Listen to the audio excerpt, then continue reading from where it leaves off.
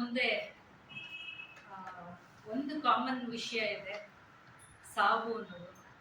ಅದರ ಎರಡೂ ಸಾವಿನ ನಡುವೆ ಒಂದು ಕಾಂಟ್ರಾಸ್ಟ್ ಇದೆ, ಕಾಂಟ್ರಡಿಕ್ಷನ್ ಇದೆ. ಒಬ್ಬರು ತುಂಬ ಜೀವನವನ್ನ ನಡೆಸಿ ಹೇಗೆ ಬದುಕಿ ತೋರಿಸ್ಬೇಕು, ಹೇಗೆ ಮಾದರಿ ಆಗ್ಬೇಕು ಅಂತ ಹೇಳಿ ಹೋಗಿದ್ದಾರೆ. ಇನ್ನೊಬ್ರು ಹೇಗೆ ಮಾದರಿ ಆಗ್ಬಾರ್ದು ಅಂತ ತೋರಿಸಿ ಹೋಗಿದ್ದಾರೆ. ಈ ಎರಡು ವ್ಯಕ್ತಿತ್ವಗಳ ನಡುವೆ ಇರುವ ಒಂದು ಕಾಮನ್ ಎಲಿಮೆಂಟ್ ಏನು ಅಂದ್ರೆ ಅವರ ಸಾಹಿತ್ಯ. ಅವರು ಕನ್ನಡ ಸಾಹಿತ್ಯದಲ್ಲಿ ಅವರು ತೊಡಗಿಸ್ಕೊಂಡಂತ ರೀತಿ ಮತ್ತು ಅವರಿಬ್ರು ಮೇಡಮ್ 86 ವರ್ಷಗಳ ತುಂಬ ಜೀವನದಲ್ಲಿ ಸಾಹಿತ್ಯವನ್ನು ಅಷ್ಟು ಗಾಢವಾಗಿ ಅಪ್ಕೊಟ್ಟ ಹಾಗೆ 46 ವರ್ಷದ ಜೀವಿತಾವಧಿಯಲ್ಲಿ ಆಶಾರಿಗೂ ಕೂಡ ಅಷ್ಟೇ ಉತ್ಕಟವಾಗಿ ಸಾಹಿತ್ಯವನ್ನು ತಿಳಿಸಿ ಮತ್ತು ಎಷ್ಟು ಸಾಧ್ಯವೋ ಅಷ್ಟು ಮೊಗೆದು ಅದೇನೋ ತಾನು ಹೋಗ್ತೀನಿ ಅನ್ನೋ ಧಾವಂತದಲ್ಲೋ ಏನೋ ಅನ್ನುವ ಹಾಗೆ ಅಷ್ಟೊಂದು ತೀವ್ರವಾಗಿ ಉತ್ಕಟವಾಗಿ ಅದನ್ನ ಬರೆದು ಹೋದ ಹಾಗೆ ಹೋದ ಹಾಗೆ ಅನ್ನಿಸ್ತಾ ಇದೆ. ನಾನು ಆಶಾರಘು ಅವರ ತಂಗಿಯಾಗಿ ಕುಲಶೇಖರಿ ಮೇಡಮ್ ಬಗ್ಗೆ ಮಾತಾಡೋದಾದ್ರೆ, ನಾನು ಸುರಗಿ ಅಂತ ಹೇಳಿ ಒಂದು ಕೈಮಗ್ಗದ ಸೀರೆ ಮಳಿಗೆಯನ್ನು ಮಾಡಿದಾಗ ಮಲ್ಲೇಶ್ವರಂನಲ್ಲಿ ನನ್ನ ಶಾಪ್ ಇದ್ದಿದ್ದು. ಅವಾಗ ಸೀರೆಗಳ ಕುರಿತಾಗಿ ಎಲ್ಲ ಹಿರಿಯರಿಂದ ಕಿರಿಯ ಬರಹಗಾರರು ಕವಿಗಳ ತನಕ ಬರೆದಿರುವಂತ ಸೀರೆಗಳ ಕುರಿತಾದ ಪದ್ಯದ ಒಂದು ಸಂಕಲನವನ್ನ ತಂದಿದ್ವಿ. ಅಮ್ಮನ ಸೀರೆ ಬಗ್ಗೆ, ಅಕ್ಕನ ಸೀರೆ ಬಗ್ಗೆ, ಮಗಳ ಸೀರೆ ಬಗ್ಗೆ, ಒಟ್ಟು ಸೀರೆಯ ಕುರಿತಾದಂತ ಒಂದು ಪದ್ಯದ ಸಂಕಲನ ತಂದಿದ್ವಿ. ಸುರಗಿ ಅಂತಾನೆ ಆದ ಪುಸ್ತಕದ ಹೆಸರು. ಅದರ ಉದ್ಘಾಟನೆಗೆ ಮೇಡಮ್ ಬಂದಿದ್ರು. ಒಂದಷ್ಟು ಕೈ ತುಂಬಾ ಬಿಡಿ ಹೂಗಳನ್ನ ತಂದಿದ್ರು. ಅವರು ತುಂಬಾ ಹೂಗಳು ಮತ್ತೆ ಸಸ್ಯ ಪ್ರಿಯರು.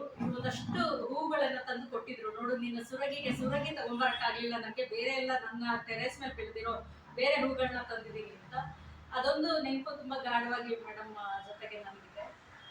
ಇನ್ನು ಆಶಾರಘು ಕುರಿತಾಗಿ ಮಾತಾಡೋದಾದ್ರೆ, ಆಶಾರಘು ನನಗೆ ಅಂದ್ರೆ ತುಂಬಾ ಕ್ಲಿಷೆ ಆಗ್ಬೋದು, ಬಟ್ ಕೇವಲ ಅಕ್ಕ ಮಾತ್ರ ಆಗಿರ್ಲಿಲ್ಲ, ನನಗೆ ತುಂಬಾ ಆಪ್ತ ಗೆಳತಿ ಆಗಿದ್ದು. ನಾವು 3 ಜನ ಹೆಣ್ಮಕ್ಳು, ನಾನು ಮತ್ತೆ ನನ್ನ ಆಶಾ ಮಧ್ಯೆ ನಮ್ಮಿಬ್ಬರ ಮಧ್ಯೆ ಇನ್ನೊಬ್ರು ಇದ್ದಾರೆ.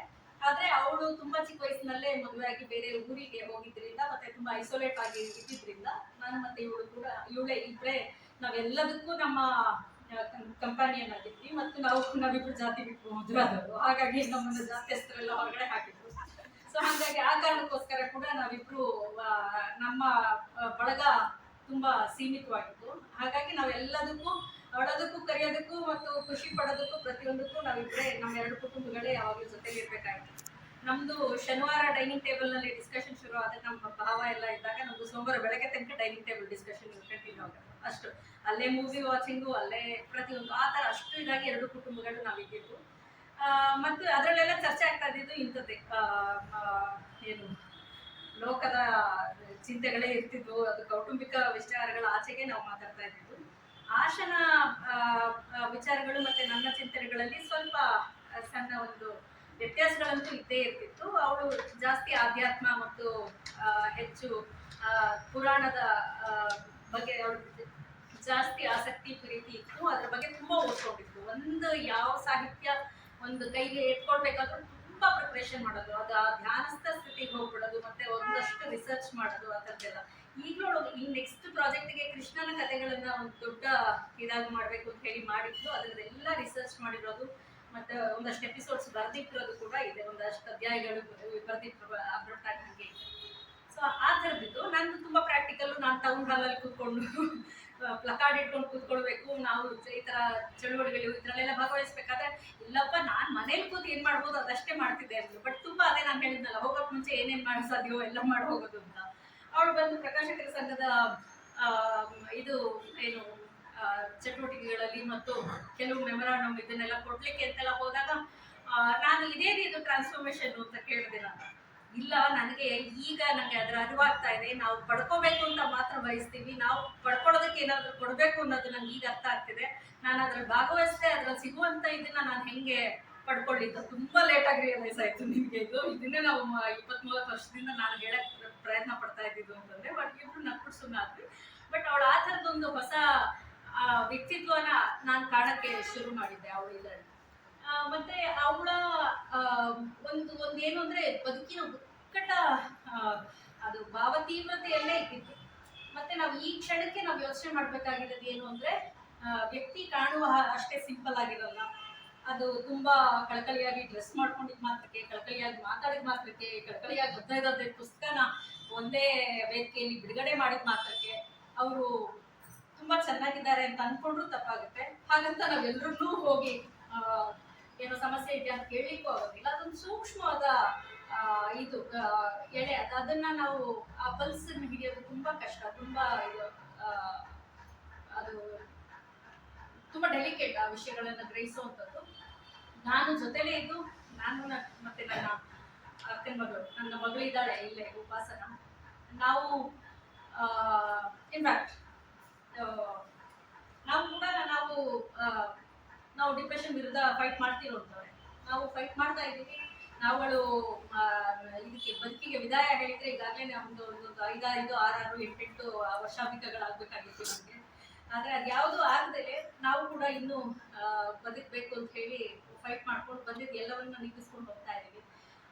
ನಾವು ಫೈಟ್ ಮಾಡಿ ಬದುಕಿದ್ವಿ. ಆದರೆ ನಮ್ಮ ನಡುವೆ ನಾವು ಡಿಪ್ರೆಷನ್ ಬಗ್ಗೆ ನಮ್ಗೆ ಅರಿವಿದ್ದು ಅದನ್ನ ಗುರುತಿಸಿ ಆಕೆಗೆ ಅದರ ಅಕ್ಸೆಪ್ಟೆನ್ಸಿ ಇಲ್ಲದೆ ಇದ್ದು ಅದಕ್ಕೆ ನಮಗೆ ಮನವೊಲಿಸಕ್ಕಾಗದೆ ಇದ್ದು ನಮ್ಮ ದೊಡ್ಡ ಸೋಲು ಅಂತ ನಾವು ಭಾವಿಸ್ತೀವಿ. ಆದರೆ ಸೋಲು ಈಗ ಇದನ್ನೆಲ್ಲ ನಮ್ಮ ಮೇಲೆ ಹಾಕೊಂಡು ನಾವು ಸದಾಕಾಲ ಪಶ್ಚಾತ್ತಾಪದಲ್ಲಿ ಬದುಕಬೇಕಾ ಗೊತ್ತಿಲ್ಲ. ನಾನು ಬದುಕಕ್ಕೆ ತಯಾರಿದ್ದೀನಿ, ಬಟ್ ನನ್ನ ಮುಂದೆ ಕೂತಿರೋ ಪುಟ್ಟ ಕೂಸು ಈಗಷ್ಟೇ ಕಂಡುಬಿಡ್ತಾ ಇದೆ. ಅವಳ ಆ ಪಾಪ ಪ್ರಜ್ಞೆಯಲ್ಲಿ ಬಿಟ್ಟು ಹೋಗೋದಕ್ಕೆ ನನಗೂ ಕೂಡ ಗಿಲ್ಟ್ ಅನ್ಸುತ್ತೆ. ಆದರೆ ಡಿಪ್ರೆಷನ್ ವಿರುದ್ಧ ಫೈಟ್ ಮಾಡಬೇಕಾಗಿರೋ ಜರೂರಿಗೆ ನಮ್ಗೆ ಇದೊಂದು ಉದಾಹರಣೆ. ನಮಗೆ ಬೇರೆ ಬೇರೆ ದೊಡ್ಡ ದೊಡ್ಡ ಇಂಡಿಯಾ ಮಟ್ಟದಲ್ಲಿ ಅಂತ ಚರ್ಚೆಗಳೆಲ್ಲ ಆಗ್ತದೆ. ಸೆಲೆಬ್ರಿಟೀಸ್ ಯಾರಾದರೂ ಆ ಥರದ ಡಿಪ್ರೆಷನ್ ಅಲ್ಲಿ ದೀಪಿಕಾ ಪಡುಕೋಣೆ ಅದು ಸ್ಟೇಟ್ಮೆಂಟ್ ಕೊಟ್ಟಿದ ತಕ್ಷಣ ಅದೊಂದು ದೊಡ್ಡ ವೈರಲ್ ಆಗುತ್ತೆ. ಮತ್ತೆ ಇನ್ಯಾರೋ ಇವರೆಲ್ಲ ತೀರ್ಕೊಂಡಾಗ ನಮಗೆ ಡಿಪ್ರೆಷನ್ ಅಲ್ಲಿ ತೀರ್ಕೊಂಡಾಗ ಗೊತ್ತಾಗುತ್ತೆ. ಬಟ್ ಈ ಸಾವು ನಮ್ಗೊಂದು ಪಾಠ ಆಗ್ಬೇಕು ಅಂತ ನನ್ಗೆ ಅನ್ಸುತ್ತೆ. ಈ ತರ ಅಂದ್ರೆ ತುಂಬಾ ಹಳೇದೆ ಈ ಡಿಪ್ರೆಷನ್ ಅನ್ನೋದ್ರ ಬಗ್ಗೆ ಸಾಕಷ್ಟು ಚರ್ಚೆ ಆಗಿದೆ. ಮತ್ತೆ ದೊಡ್ಡ ಡಾಕ್ಟರ್ಸು ರೈಟರ್ಸು ಎಲ್ಲ ಮಾತಾಡ್ ಹೋಗಿದ್ದಾರೆ, ಪುಸ್ತಕಗಳು ಬರ್ತಿದ್ದಾರೆ. ಆದ್ರೂ ಕೂಡ ನಮ್ಮಲ್ಲಿ ಲ್ಯಾಕ್ ಆಫ್ ಅವೇರ್ನೆಸ್ ಇರೋದಕ್ಕೆ ಇಲ್ಲೊಂದು ಜೀವಂತ ಸಾಕ್ಷಿ ಇದೆ. ನಮ್ಮೊಂದು ಇವತ್ತು ಒಂದು ಫೋಟೋ ಇಟ್ಕೊಂಡು ಒಂದು ಶ್ರದ್ಧಾಂಜಲಿ ಕಾರ್ಯಕ್ರಮ ಮಾಡ್ತಿದ್ದೀವಿ 46 ವರ್ಷದ ಒಂದು ಹೆಣ್ಮಗಳದ್ದು ಇದ್ರೆ ಅದಕ್ಕೆ ಸಮಾಜ ಕೂಡ ಅದ್ರ ಬಗ್ಗೆ ಒಂದು ಸ್ಟಿಗ್ಮಾನ ಹೋಗ್ಲಾಡಿಸ್ಕೊಡದೆ ಇರೋದೇ ಕಾರಣ ಅಂತ ಅನ್ಸುತ್ತೆ. ನಮ್ಮ ಬಗ್ಗೆ ನಮ್ಗೆ ಡಿಪ್ರೆಷನ್ ಅನ್ನ ನಾವು ಇವತ್ತು ನಿಮ್ಯಾನ್ಸ್ ಅನ್ನೋದನ್ನ ಒಂದು ಆಸ್ಪತ್ರೆ ಆಗಿ ನೋಡಕ್ ಆಗ್ದಲೆ ನಮ್ಗೆ ನಿಮ್ಯಾನ್ಸ್ ಅಂದ ತಕ್ಷಣನೇ ಅದೊಂದು ಜೋಕ್ ಆಗಿ ಮಾತಾಡುವಂತ ಮನಸ್ಥಿತಿ ಇರುವ ತನಕ ಡಿಪ್ರೆಷನ್ ಇದೆ ನನಗೆ ಅಂತ ಅಕ್ಸೆಪ್ಟೆನ್ಸಿನೂ ಇರೋದಿಲ್ಲ. ಅದನ್ನ ಹೇಳ್ಕೊಂಡ್ರೆ ನಾನು ಬ್ರ್ಯಾಂಡ್ ಮಾಡ್ತಾರೆ ಅನ್ನೋ ಭಯ ಇರುತ್ತೆ. ನಾನು ಇದುವರೆಗೂ ಮಾಡಿರೋ ವರ್ಕ್ ಹಾಳಾಗ್ಬಿಡುತ್ತೆ ಅನ್ನೋ ಭಯ ಇರ್ಬೋದು. ಇದೆಲ್ಲದ್ರ ಕಾರಣಕ್ಕೋಸ್ಕರ ಸುಮಾರು ಜನ ನೀನು ಏನಾದರೂ ಕೈ ಮುರ್ಕೋತೀಯ ಹಾಸ್ಪಿಟ್ಲಿಗೆ ಹೋಗ್ತೀನಿ, ಕಾಲು ಮುರ್ಕೋತೀಯ ಹಾಸ್ಪಿಟ್ಲಿಗೆ ಹೋಗ್ತೀನಿ, ಡಿಪ್ರೆಷನ್ ಮಾತ್ರ ನನ್ನ ಕರಿಬೇಡ ಅಂತ ತಿಳ್ಕೊಂಡು ಮ್ಯಾನೇಜ್ ಮಾಡಕ್ಕೆ ಟ್ರೈ ಮಾಡ್ತಾರೆ. ಯಾವಾಗ ಮ್ಯಾನೇಜ್ ಮಾಡೋದು ಅದು ತುದಿ ತಲುಪುತ್ತೋ ಆ ಕ್ಷಣಕ್ಕಿಂತ ನಿರ್ಧಾರಗಳನ್ನು ತಗೊಳ್ತಾರೆ.